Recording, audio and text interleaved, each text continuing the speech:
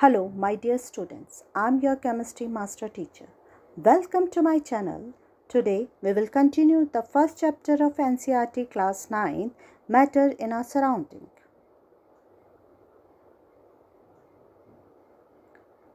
Let us start the topic. States of matter. Observe different types of matter around you. What are these different states? हम अपने आसपास की चीज़ों को देखते हैं तो देखते हैं कि उनकी डिफरेंट स्टेट्स होती हैं. उनकी 3 डिफरेंट स्टेजेस होती हैं: सॉलिड, लिक्विड और gases. These states of matter arise due to the variation in the characteristics of the particles of matter. ये डिफरेंट टाइप के जो स्टेट्स ऑफ मैटर होती हैं वो पार्टिकल्स ऑफ मैटर के अरेंजमेंट के कारण होती हैं. First, the solid state. Collect the following articles. इस एक्टिविटी के अंदर हम कुछ चीज़ कलेक्ट करेंगे: pen, book, needle, a piece of wooden stick.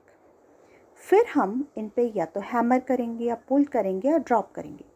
देखते हैं कि क्या होता है. हैमरिंग और प्रेशरिंग में ब्रेक दी सब्सटेंस. वो ब्रेक कर सकती है लेकिन उन्हें चेंज नहीं कर सकती. ये इसलिए हुआ क्योंकि द फोर्स ऑफ अट्रैक्शन और the space between the molecules के कारण. As a result the size and shape of solid remains the same. तो इससे हमने सॉलिड की प्रॉपर्टी कंक्लूड की कि उसका फिक्स्ड शेप होता है, फिक्स्ड वॉल्यूम होता है. Solids have a tendency to maintain their shape when subjected to outside force. उनका शेप वैसा ही रहता है चाहे आप बाहर से कितनी भी फोर्स लगाओ. सो दे आर रिजिड. अब कुछ चीज़ें जैसे कि रबर बैंड को आप स्ट्रेच करते हो. फोर्स लगा के हमने उसे स्ट्रेच किया और regain the same shape when the force is remove. हमने फोर्स लगाया उस स्ट्रेच करने में और जब हमने फोर्स को रिमूव किया तो वो वापस से अपने शेप पे आ जाता है. और अगर हम एक्सेसिव फोर्स लगा देते हैं तो वो ब्रेक हो जाता है.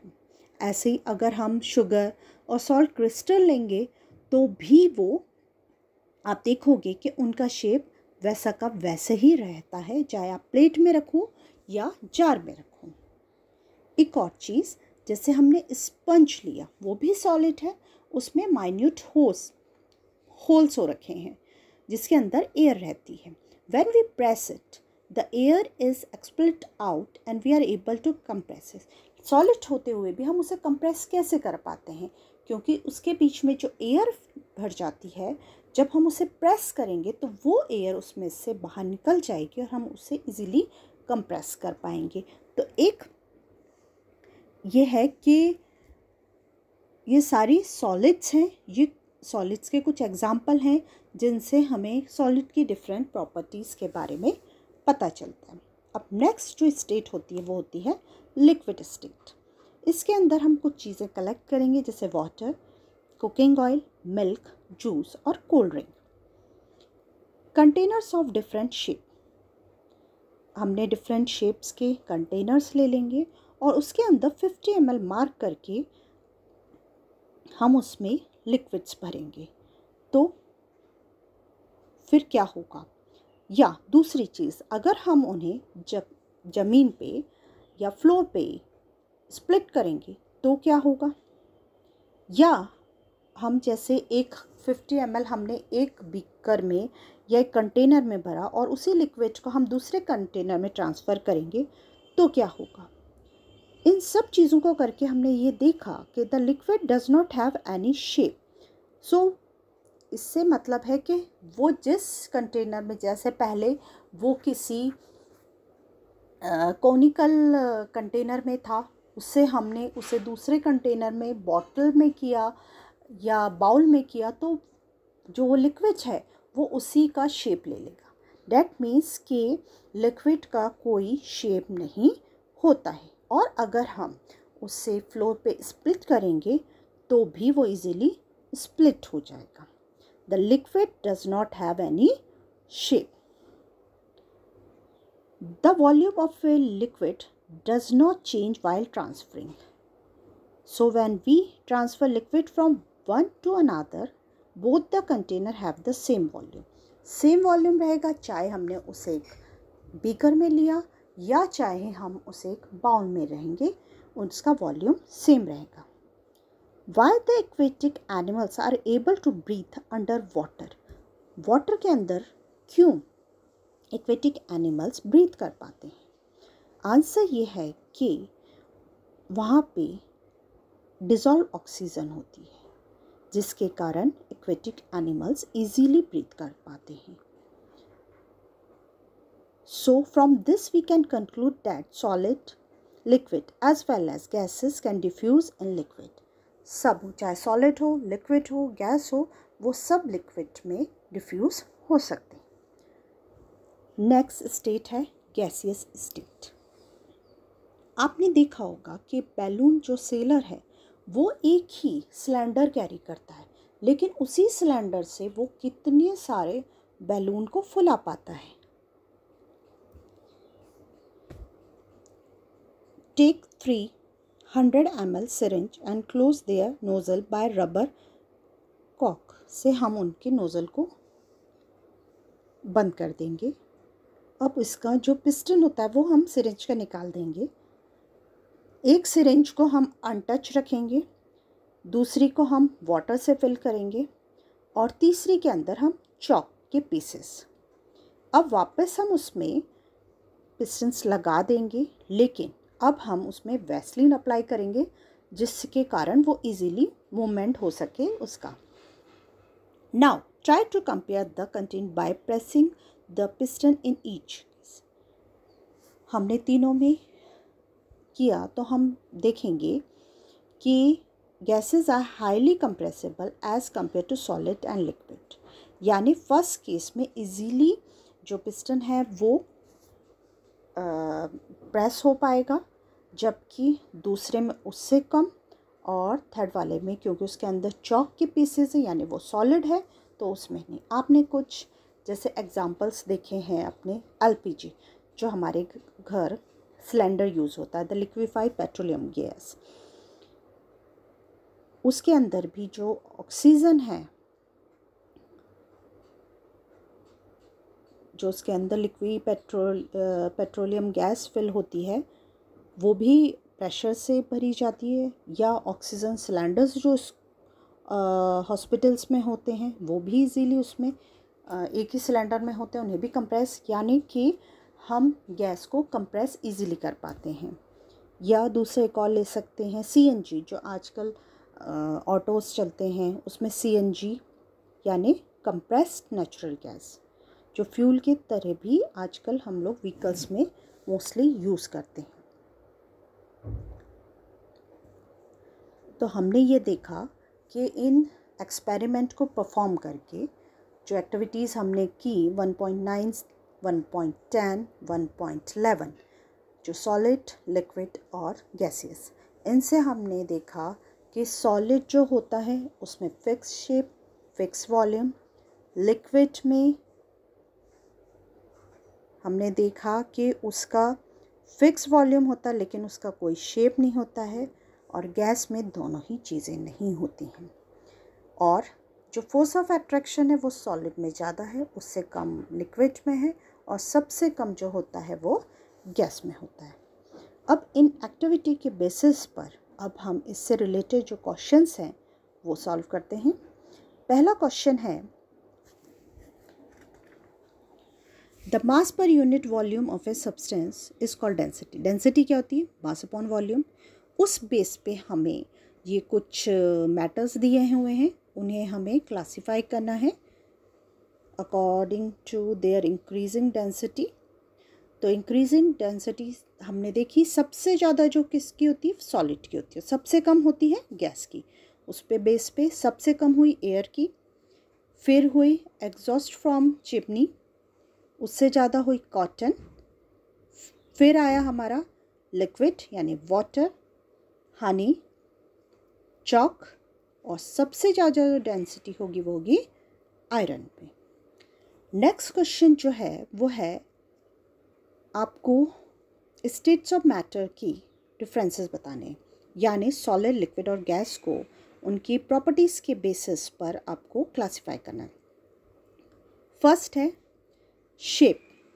तो सॉलिड का क्या होता है? फिक्स शेप, लिक्विड का नहीं, गैस का नहीं।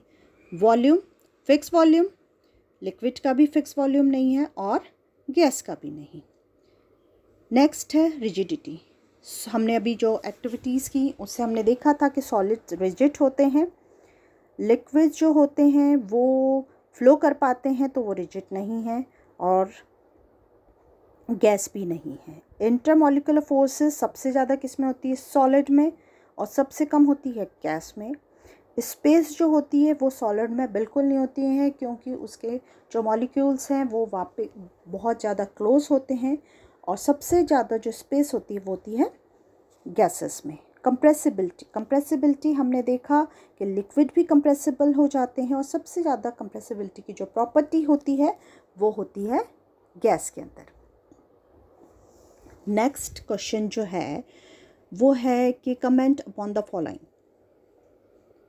इसमें आपको रिजिडिटी क्या होती है, वो कंप्रेसिबिलिटी, ये सब को एक्सप्लेन करना है। तो रिजिडिटी जो होती है वो the tendency of a substance to retain और maintain their shape when subjected to outside force, यानी कि जब हम बाहर से फोर्स लगा रहे हैं तो उनका शेप जो अपना मेंटेन रखना वो कहलाती है रिजिडिटी। नेक्स्ट है कंप्रेसिबिलिटी। कंप्रेसिबिलिटी हमने देखा कि सबसे ज़्यादा जो कंप्रेसिबिलिटी होती है वो गैसेस के अंदर, यानी कि जब हम फोर्स अप्लाई कर रहे हैं तो मैटर कितना जो है कंप्रेस हो पाता है, उसके पार्टिकल्स कितने कंप्रेस हो पाते हैं। नेक्स्ट है fluidity, the tendency of particles to flow. ये सबसे ज़्यादा किस में होती है? लिक्विड और गैसेस में। Filling of a gas container, gases have particles which vibrate randomly in all the direction। तो हम गैस को इजीली फिल कर पाते हैं कंटेनर के अंदर। नेक्स्ट है शेप। सॉलिड का फिक्स शेप है क्योंकि उसमें इंटरमॉलिक्यूलर फोर्स है, डेफिनेट शेप है, और लिक्विड और गैसेस शेप का लेते हैं, मतलब कंटेनर की शेप लेते हैं। नेक्स्ट है kinetic energy. The energy by the particles due to their motion is called kinetic energy। density simple है, मास अपॉन वॉल्यूम या मास पर यूनिट वॉल्यूम। ये सबसे ज़्यादा किस में होती है? सॉलिड में। नेक्स्ट क्वेश्चन आता है कि गिव रीजंस। फर्स्ट है a gas fills completely the vessel in which it is kept. जिसमें भी रखते हैं गैस पूरी तरह से उसमें फिल हो जाती है। हमने उसकी प्रॉपर्टी पढ़ी थी कि the molecules of guys have high kinetic energy. High kinetic energy होने के कारण वो सारे डायरेक्शन में इजीली मूव कर पाते हैं, इसलिए वो जिस कंटेनर में होंगे उसे फुली फिल कर देंगे। नेक्स्ट है a gas exist pressure on the walls of a container. पे वो गैस के कारण वॉल्स पे प्रेशर क्यों फील होता है हमें? The gas exist pressure on the wall of the container because the molecules of a gas are in constant random motion. अभी हमने यही पढ़ा था कि काइनेटिक एनर्जी के कारण वो कंटिन्यूसली मूव करते रहते हैं, इसीलिए वो वॉल्स पे प्रेशर फील करते हैं। नेक्स्ट है a wooden table should be called a solid. क्यों कहेंगे उसे? क्योंकि वो टाइटली पैक, इसमें सारी आप जो प्रॉपर्टीज़ हैं सॉलिड की वो लिख देंगे कि उसमें no intermolecular space, it can not be compressed, it can not be flow, fix shape, fix size, वो सब। नेक्स्ट है we can easily move our hand in air but do it with the same through a solid block of wood. आप air में easily आपकी hand move कर पाते हो, लेकिन आप सॉलिड में नहीं, क्योंकि हमने अभी ही प्रॉपर्टीज़ डिस्क्राइब की कि जो एयर के अंदर जो मॉलिक्यूल्स है उसमें लेस फोर्स ऑफ अट्रैक्शन होती है, और small external force can separate them. Force कम होगी तो आप इजीली उनके बीच फोर्स ऑफ अट्रैक्शन के कारण मॉलिक्यूल्स को इजीली ब्रेक कर पाओगे, जबकि सॉलिड में जो है फोर्स ऑफ अट्रैक्शन मैक्सिमम होते हैं। जो मॉलिक्यूल्स या पार्टिकल्स हैं उनके टाइटली बाउंडेड होते हैं, तो हमें एक्सटर्नल फोर्स अप्लाई करनी पड़ती है उनको ब्रेक करने के लिए। नेक्स्ट क्वेश्चन है, liquid generally have lower density as compared to solid. Ice is a solid but its density is lower than water due to its structure. Ice solid है, उसकी डेंसिटी लेकिन वाटर से कम है क्योंकि उसका जो स्ट्रक्चर है या उसका अरेंजमेंट है वो केज लाइक है और उसके बीच में काफ़ी वेकेंट स्पेसेस हैं, इसलिए आइस इजीली फ्लोट हो जाती है। आज हमने स्टेट्स ऑफ मैटर पढ़ा जिसमें हमने सॉलिड, लिक्विड और गैसेस की प्रॉपर्टीज़ पढ़ी, उनको उनके बेसिस पे हमने क्लासिफाई किया। That's all for today, students. Today, if you want these notes, the notes are given in the description box. So, this is all for this video. Now, we will meet in the next video. Till then, be tuned. If you like my video, then please like and share my video. Please subscribe to my channel. Don't forget to press the bell icon so that you can get the latest notification of my video. Thank you.